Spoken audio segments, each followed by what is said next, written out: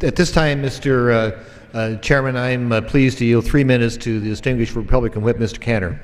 The gentleman from Virginia is recognized for 3 minutes. Thank you, Mr. Chairman. I thank the gentleman from Washington.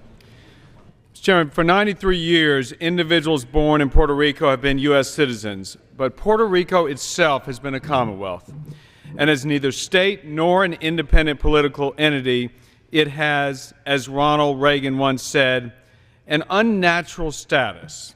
It is part of our country, but not entirely. Separate from our country, but not really.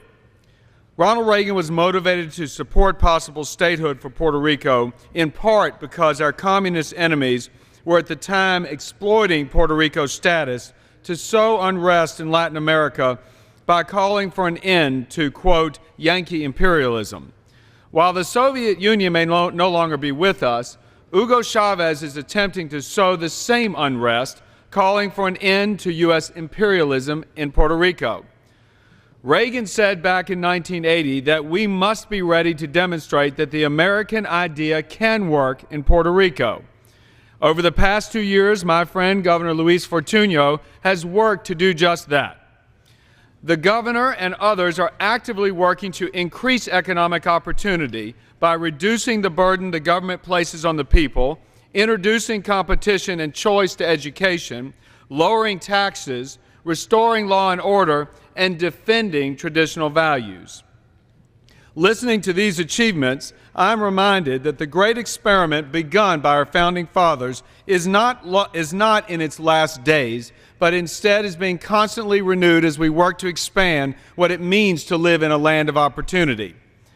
Our best export has always been our ideas, and first and foremost amongst those ideas is the promise that limited government based on the consent of the governed, that respects the inalienable rights granted by God, is the best hope for mankind on earth.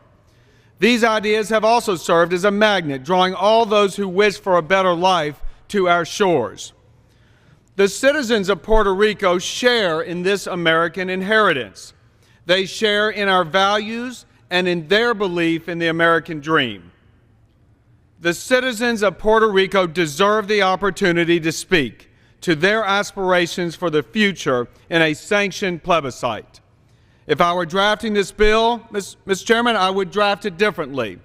And while this legislation is far from perfect, I am motivated at the end of the day to support it by the belief that America's promise is not finite in terms of space or time. And I yield back. The gentleman yields back the balance of his time.